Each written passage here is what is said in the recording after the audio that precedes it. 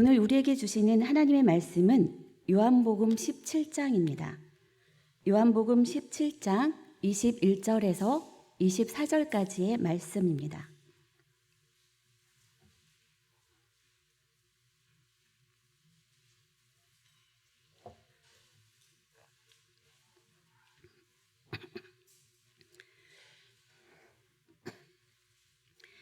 요한복음 17장 21절에서 24절까지의 말씀입니다. 제가 가진 성경으로는 신약 177페이지에 있습니다. 우리 21절부터 24절까지 한 목소리로 함께 봉독하겠습니다. 시작하겠습니다. 아버지여, 아버지께서 내 안에 내가 아버지 안에 있는 것 같이 그들도 다 하나가 되어 우리 안에 있게 하사 세상으로 아버지께서 나를 보내신 것을 믿게 하옵소서. 내게 주신 영광을 내가 그들에게 주었사오니 이는 우리가 하나가 된 것 같이 그들도 하나가 되게 하려 함이니이다. 곧 내가 그들 안에 있고 아버지께서 내 안에 계시어 그들로 온전함을 이루어 하나가 되게 하려 함은 아버지께서 나를 보내신 것 같이 또 나를 사랑하심 같이 그들도 사랑하신 것을 세상으로 알게 하려 함이로소이다. 아버지여, 내게 주신 자도 나 있는 곳에 나와 함께 있어 아버지께서 창세 전부터 나를 사랑하심으로 내게 주신 나의 영광을 그들로 보게 하시기를 원하옵나이다.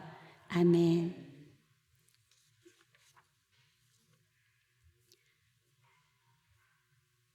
먼저 기도하고 하나님 말씀 나누겠습니다.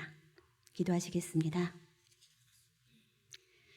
온 우주 만물을 만드시고 모든 살아있는 것들에게 생명을 넣어주신 사랑의 주님, 이 시간 저희의 온 몸과 마음을 당신께 열어드립니다. 저희 안에 있는 모든 생각과 감정과 의지를 주님께 올려드립니다. 성령님께서 이 모든 것을 사용하여 주님의 말씀을 잘 알아듣게 도와주시고 주님의 역사하심과 그 은혜에 민감하게 반응하며 주님께 더 가까이 나아가게 하옵소서. 예수님의 이름으로 기도합니다. 하나님을 갈망함으로 나오는 모든 이들에게 참 좋으신 우리 주님의 사랑과 그리스도의 평화가 가득하길 빕니다. 궂은 날씨에도 이 예배의 자리에 나오신 여러분을 환영합니다. 비록 이 자리에는 없지만 자신의 자리에서 하나님을 갈망하며 하나님의 이름을 부르는 모든 이들에게 하나님의 은총과 그리스도의 평화가 가득하길 빕니다. 장마가 이어지고 있습니다. 산사태 그리고 강둑이 무너지고 많은 사람들이 죽어가기도 했습니다. 비로 인해 재난을 겪고 있는 모든 이들에게 하나님의 위로하심과 하나님의 사랑의 손길이 임하시길 간절히 빕니다. 영국의 옥스퍼드 대학의 종교학 시간입니다. 시험 시간입니다. 시험 문제는 물로 포도주를 만든 예수의 기적을 사회, 문화적, 정치, 경제적, 철학적, 신학적인 관점에서 해석하여 논술하라입니다. 학생들은 열심히 답을 작성하기 시작합니다. 그런데 시험 감독의 눈에 한 학생이 눈에 띕니다. 답을 한 글자도 적지 않은 채 창 밖에 먼 산을 바라보고 있는 한 청년이 있습니다. 그 청년은 시험이 끝나기 5분 전까지 미동도 하지 않은 채 그저 창밖만 바라보고 있습니다. 마지막 순간 청년은 펜을 들어 단 한 줄을 쓰고 강의실을 나갑니다. 그 내용은 다음과 같습니다. 물이 그 주인을 만나 얼굴이 붉어졌도다. 이 답안으로 최고의 점수를 받은 이 학생은 영국 최고의 시인 바이런입니다. 우리가 진실로 우리의 주님이신 우리 하나님 아버지를 만나게 되면 우리에게 어떤 일이 일어날까요?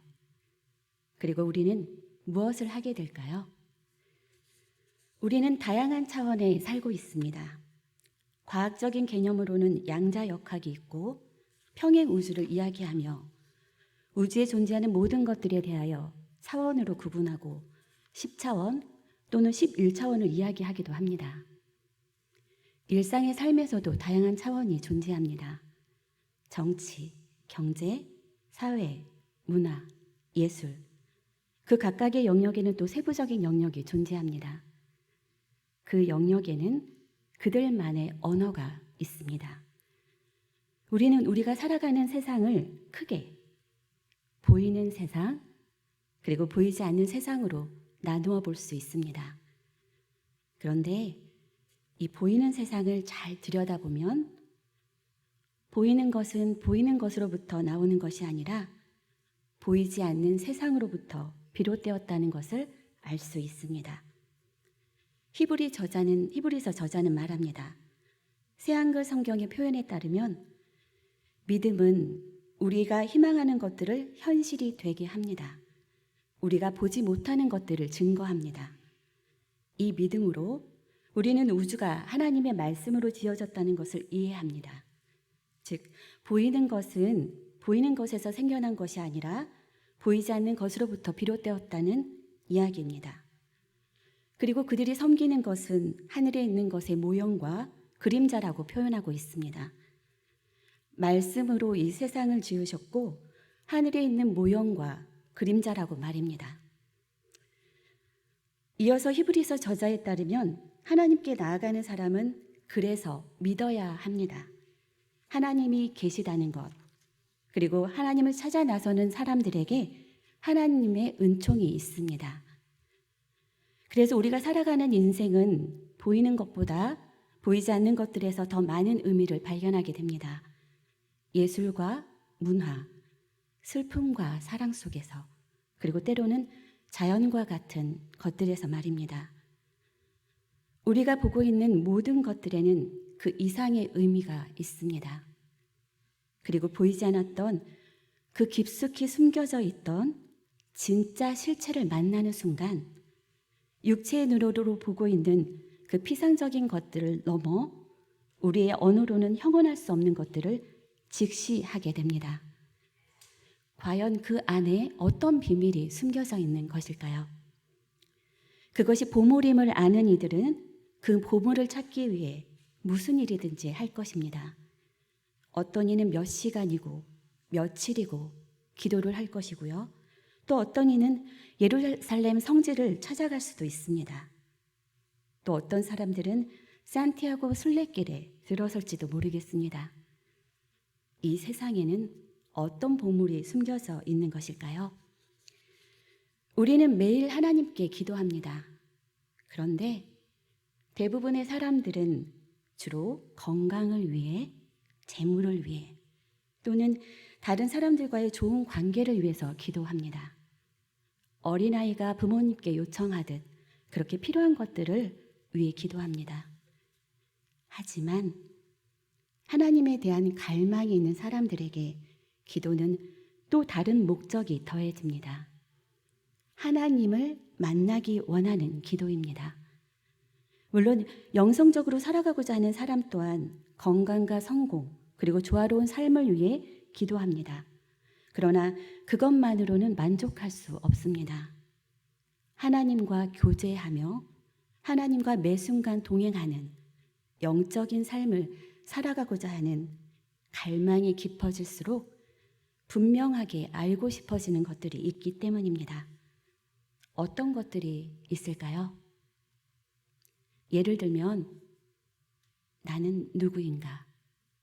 나는 어디에서 왔을까? 나는 왜 지금 이곳에 있는 것일까? 죽고 난 뒤에도 나는 계속해서 존재하는 것일까? 아니면 더 이상 존재하지 않는 것일까? 하나님과 나의 관계는 지금 어떤 모습을 하고 있는가? 나는 무엇을 위해 지금 이곳에 존재하는 것일까? 그 목적은 무엇일까? 진정으로 영적인 삶을 살아가고자 하는 사람들에게 이런 질문들은 너무나도 자연스러운 일입니다. 그렇습니다. 단지 자신의 욕구와 욕망, 일상을 위해 필요한 것들을 요청하는 기도만으로 끝나는 것이 아니라 진정으로 하나님을 만나기 원하는 사람은 더 깊은 차원의 기도를 하게 됩니다. 그리스도교 영성의 전통에서는 영성을 추구하는 사람들이 기도하는 이유는 이 세상의 모든 것 안에서 하나님을 발견하고 그것을 향해 나아가는 것이라고 말합니다. 하나님을 갈망하며 기도할 때, 그래서 하나님의 현존을 체험하게 되면 우리는 우리가 살고 있는 지금 바로 이곳, 이 순간, 우리의 현실에서 일어나고 있는 모든 일들을 받아들이게 됩니다. 우리가 이미 하나님이라는 기쁨과 평화의 땅으로 들어서 있기 때문입니다.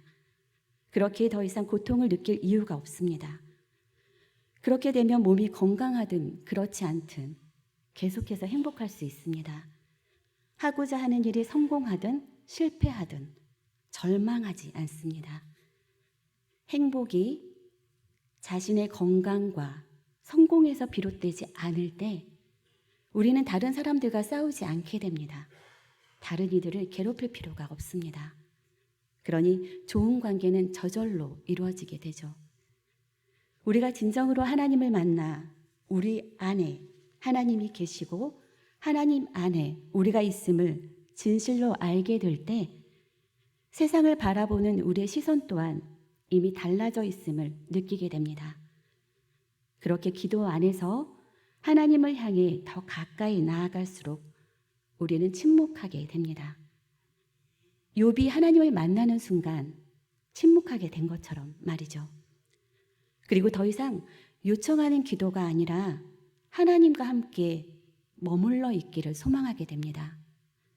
어느새 마음은 침묵 속으로 이어지고 모세가 시내산 하나님이 계신 흑암으로 나아간 것처럼 하나님의 흑암 안으로 천천히 고요하게 들어가게 됩니다.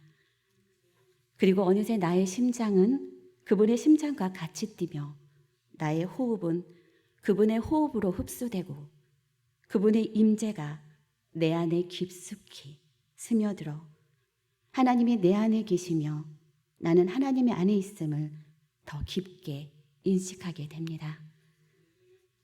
그런데 우리가 기억해야 할 것이 있습니다. 말씀이 육신이 되었다는 사실입니다. 십자가에서 돌아가신 예수님이 영이 아닌 몸으로 부활하셨다는 사실 말입니다. 온 우주를 만물을 창조하신 하나님은 우리 육신까지도 사랑하셨습니다. 바울이 질문합니다. 너희가 하나님의 성전인 것을, 하나님의 성령이 너희 안에 있음을 알지 못하느냐? 구약에 보면, 출애굽기에 보면 시내산에서 하나님이 이스라엘 백성을 만나실 때 이스라엘 백성은 이전에는 한 번도 만나본 적이 없는, 경험해 보지 못했던 하나님을 만나게 됩니다. 그런데 이상하게도 기뻐하는 것이 아니라 매우 두려워합니다. 그리고 모세에게 요청하죠. 우리 대신 하나님의 말씀을 듣고 알려주세요. 우리가 그 말씀대로 따르겠습니다. 모세가 만든 하나님의 성막에는 지성소가 구분되어 있었고 그 지성소에는 대제사장만이 들어갈 수 있었습니다. 그것도 1년에 한 번만 말입니다. 하나님의 십계명이 적힌 율법판은 그 지성소 안 언약궤 안에 있었습니다. 예수님이 돌아가신 그 순간 그 성소의 휘장은 찢어집니다. 히브리서 저자는 이것에 대해 이렇게 묘사합니다. 우리를 위하여 그 성소의 휘장 가운데로 새로운 길이 열렸다고 설명합니다. 그 휘장은 예수님의 육체라고 해석합니다. 이제 우리는 예수님의 보혈에 힘입어 그 지성소에 들어갈 수 있습니다. 하나님의 언약궤가 있었던 바로 그곳, 대제사장이 하나님의 음성을 들었던 바로 그곳입니다. 예레미야는 다음과 같이 새로운 언약에 대한 하나님의 말씀을 전합니다. 내가 나의 법을 그들의 속에 두며 그들의 마음에 기록하며 나는 그들의 하나님이 되고 그들은 내 백성이 될 것이라. 이제 우리는 온 몸과 마음으로 하나님을 만날 수 있습니다. 이제 우리는 우리의 내면을 바라보아야 합니다. 그리고 성령의 세례를 받은 우리는 보혜사 성령님의 가르침에 따라 하나님을 만날 수 있습니다. 다시 한번 기억해 볼까요? 말씀이 육신이 되었고 예수님은 영이 아닌 육체로 부활하셨습니다. 예수님은 이 세상에 오셔서 가난한 사람들, 소외된 사람들에게 다가가셨습니다. 이 세상의 십자가에 달려있는 그들에게 하나님의 말씀을 전하셨습니다. 괴로움과 가난과 고통의 세계 속으로 들어가 하나님의 사랑을 전하셨습니다. 지금 이 순간 대부분의 사람들은 일상을 살아갑니다. 매일 같은 것을 바라보고 매일 만나게 되는 사소한 사건들이 있습니다. 무심히 지나가는 작고 수많은 만남이 있습니다. 지금 이 순간 우리는 우리들의 발 아래에 놓여 있는 그 세상 속에서 살아갑니다. 다시 한번 말하지만 그리스도교 전통 안에서 영성을 추구하는 사람들이 기도하는 이유는 이 세상에 있는 모든 것 안에서 하나님을 발견하고 그것을 향해 나아가는 것이라고 말한 바 있습니다. 평범하고 사소한 일상 속에서, 고통과 가난 속에서 말입니다. 혹시 그렇게 매일 만나는 일상이 신비롭게 다가온 적은 없으신가요? 집 앞에 편의점으로 달려가는 발걸음이 어떤 영적인 중요성을 가지고 있지는 않을까요? 커피를 마시는 흔한 머그잔이 이 세상을 더 훌륭하게 이끄는 문이 될 수는 없을까요? 어쩌면 보이지 않는 신비한 보물을 찾기 위해 우리가 긴 여행을 떠날 필요는 없을지 모릅니다. 그 어떤 비싼 도구도 특별한 것을 추구하고 있다는 영적인 우월감도 특별한 동행도 필요 없을지 모릅니다. 왜냐하면 영적인 그 어떤 보물이라고 해도 이 땅 위에 있는 육체의 경험으로부터 분리될 수 없기 때문입니다. 우리가 어떤 모습을 하고 있던 우리는 모두 인간입니다. 우리가 어디에 살고 있던 우리는 모두 지구에 살고 있습니다. 하나님은 신비입니다. 그리고 하나님이 창조하신 이 지구는 하나님의 신성으로 가득합니다. 우리가 살고 있는 이 세상, 보이지 않는 거룩한 신비로 가득한 세계입니다. 이 신비의 세계는 자신 안에 담겨진 그 거룩함을 우리에게 알려주기 위해 우리를 기다리고 있습니다. 온 우주 만물을 만드신 하나님이 육체를 입고 이 세상에 오신 것을 기억해야 합니다. 예수님은 영이 아닌 육체로 부활하셨음을 기억할 때 우리는 그것을 바라볼 수 있습니다. 이제 우리는 깨어나야 합니다. 깨어나기 위해 기도하며 하나님께 더 가까이 나아가야 합니다. 그리고 하나님 안에서 진짜 자신을 찾아야 합니다. 하나님의 형상, 이마고 데이 말입니다. 그리고 우리가 존재하는 이유를 깨닫게 됩니다. 우리는 먼저 일상 속에서 쉬지 말고 기도하고 보혜사 성령님의 가르침에 따라 끝없이 자신을 성찰해 나가야 합니다. 너무 익숙해져 버린 나머지 인식조차 할 수 없었던 깊고도 깊은 자신의 틀을 깨트리고 나와야 합니다. 때로는 불편하고 때로는 힘에 겨울 수 있습니다. 견디기 힘들 수 있습니다. 하지만 예수님의 보혈에 힘입어 성령의 능력으로 그 인도하심으로 우리 속에 그리스도의 형상을 이루기까지 해산하는 수고를 하여야 합니다. 그 과정을 통해 우리는 우리의 두꺼운 껍질을 인식하고 세상의 가치관에 의해 습관화되어버린 권위와 학벌, 지위와 가문, 물질 등으로 인해 익숙해져 버린 모든 것들이 너무나 당연한 것들이 아님을 진정으로 깨달아야 합니다. 그렇게 자신을 감싸고 있는 세상의 옷을 과감하게 벗어버리고 온 우주를 창조하시고 모든 생명체에게 숨결을 넣어주신 하나님을 만나십시오. 세상을 구원하신 예수님을 믿고 예수님을 따라 살아가십시오. 우리는 주님 안에서만이 우리의 본연의 자아, 하나님이 우리에게 주신 하나님의 형상을 회복할 수 있습니다. 그리고 이제 우리는 이전과는 다른 삶의 방식을 선택할 수 있습니다. 예수님이 우리에게 허락하신 그 자유 안에서 말입니다. 그리고 그 자유로 육체의 기회를 삼지 말고 오직 사랑으로 종노릇해야 합니다. 이제 우리는 진정으로 예수님을 따라 살아갈 수 있습니다. 우리가 지금 있는 이 현실에 멈춰서 살아가는 것이 아니라 하나님 나라를 향해 나아갈 수 있습니다. 예수님은 궁핍한 자, 목마른 자, 집 없는 자, 벌거벗은 자, 나그네, 병자, 죄수와 함께 계십니다. 그들의 고통을 외면하지 마시기 바랍니다. 또한 자신의 고통을 외면하지 마시기 바랍니다. 용기를 내어 그 고통 속으로 들어가시기 바랍니다. 부활하신 예수님의 신비로운 임재 속으로 들어가시기 바랍니다. 그곳으로 나아가지 않고는 십자가에 달리신 분께 다가갈 수 없습니다. 스스로 강하다고 주장하면서 자신의 고통과 고뇌와 상처, 고독과 공허를 외면하지 마시기 바랍니다. 자신이 외면하고 있는 자신의 고통 속으로 들어가 예수님의 임재를, 그 어둠을 비추고 있는 그 빛을 발견할 때까지 그곳에서 예수님과 함께 머물며 자신을 하나님께 올려드리기 바랍니다. 세상에 새로운 생명의 빛이 올 수 있도록 말입니다. 시 한 편을 소개하며 마치려고 하는데요. 장반이의 소망의 문입니다. 잘 들어보시기 바랍니다. 아골 골짜기는 재난의 계곡, 여리고